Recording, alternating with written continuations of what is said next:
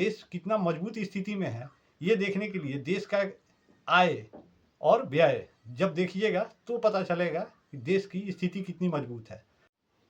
जय श्री राम दोस्तों, कैसे हैं आप लोग। आज देश में बजट पेश हुआ है और बहुत अच्छी खुशखबरी दी गई है, लेकिन इसी खुशखबरी को जांचने के लिए थोड़ा सा रिसर्च अपना बैक कर दिए हैं। तो बैक करने में पता चला है कि ये जो छूट दिया गया है 12 लाख रुपया, ये तो बहुत ही खुशी का बात है। और जो सैलरी वाले लोग हैं उन्हें 12,75,000 तक का छूट दिया गया है। स्लैब पहले था 0 से 3 लाख, अब वो स्लैब 0 से 4 लाख कर दिया गया है, जिसमें 5% लगेगा। दूसरा स्लैब था 3 से 7 लाख, अब उसे 4 से 8 लाख कर दिया गया है, जिस पे 10% लगेगा।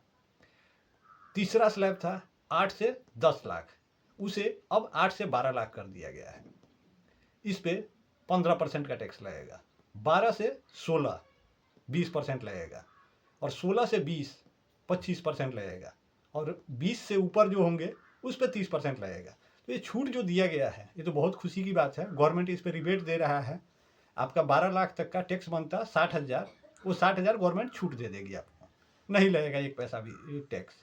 लेकिन अब सोचिए ये पैसा गवर्नमेंट के पास आएगा कहाँ से। इसमें टोटल 4 लाख करोड़ का गवर्नमेंट का राजस्व का नुकसान होने वाला है। ये जो ये छूट दिया गया है ये सब चुनावी छूट दिया गया है। अभी दिल्ली में चुनाव है, तुरंत 4 दिन बाद वोटिंग है। इसको ध्यान में रखते हुए इस तरह का रेवड़ी बांटा गया है। दूसरा, देश कितना मजबूत स्थिति में है ये देखने के लिए देश का आय और व्यय जब देखिएगा तो पता चलेगा कि देश की स्थिति कितनी मजबूत है। देश के ऊपर कर्ज लगातार ही बढ़ता आ रहा है। 1991 से जो कर्ज बढ़ना शुरू हुआ है अभी तक उस पर ब्रेक नहीं लगा है। 2010 में सिर्फ एक बार कम हुआ था, जो 224 अरब डॉलर से सीधे 20 अरब डॉलर पे आ गया था। वो सिर्फ 2010 में ही हुआ था। उसके बाद से जो फिर बढ़ना चालू हुआ वो अभी तक रुका नहीं है। हर साल 30 से 40 अरब डॉलर कर्ज बढ़ ही रहा है। और सरकार का आय जो है, मुख्य आय टैक्स वगैरह से है।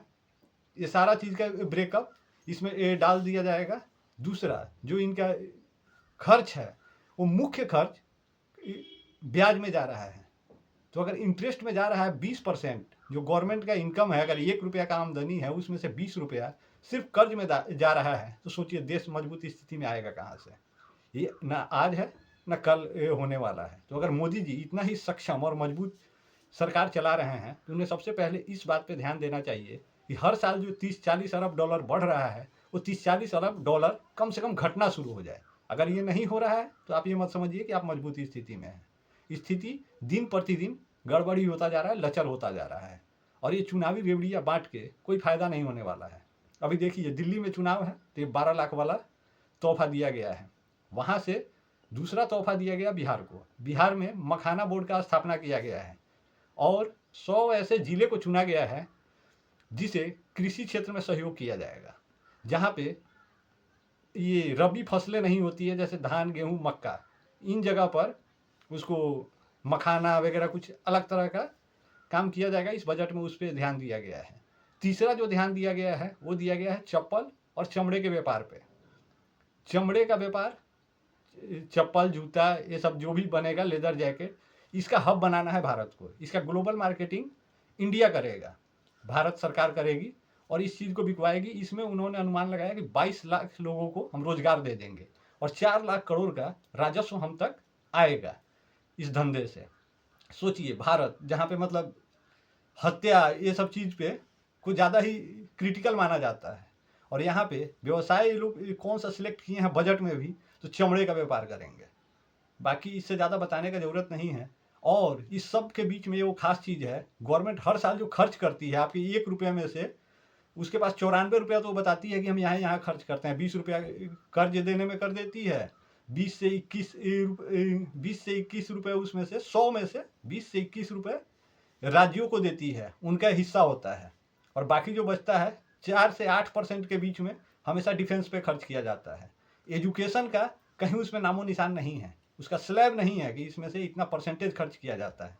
इसी से अंदाज़ा लगाइए कि देश में खर्चा किस सब्जेक्ट में हो रहा है और कहाँ हो रहा है। दूसरा, आपके 100 रुपया में से 5 रुपया का हिसाब गवर्नमेंट के पास नहीं होता है। उसको वो लोग खर्च हर साल जो दिखाते हैं अन्य खर्च, ये आप लोग देखे होंगे अन्य खर्च के नाम पे क्या होता है। तो अन्य खर्च का हिसाब भी गवर्नमेंट को देना चाहिए। जब कमाने का सारा ब्यौरा वो दे रही है तो अन्य खर्च का ब्यौरा क्यों नहीं देगी। बाकी डिटेल ब्रेकअप वीडियो इसका पूरा रिसर्च कर रहे हैं, उसके बाद एक पूरा वीडियो आएगा इसका। तब तक आप लोग साथ बनाए रखिए और ये मत समझिए देश मजबूती स्थिति में है और ये बजट आपके फ़ायदे के लिए किया गया है। ये सिर्फ उनको अपने कुर्सी के फ़ायदे के लिए किया गया है, क्योंकि देश का कर्ज जब तक नहीं घटेगा आपको कभी फ़ायदा मिलने वाला है नहीं। यहाँ से नहीं तो वहाँ से लूटा जरूर जाएगा। और जो ये कर्ज है, अधिकतर कर्ज 56% के आसपास का कर्जा अमेरिकी डॉलर में है, 31% कर्ज भारतीय करेंसी में है, बाकी 6% का कर्ज जापानी मुद्रा में है। तो सोचिए हम लोग कर्ज भी विदेशी मुद्रा में लिए हुए हैं और डॉलर लगातार बढ़ रहा है, मतलब कर्ज अगर हम नहीं भी लेते हैं तो कर्ज का आंकड़ा ऑटोमेटिक बढ़ जाएगा।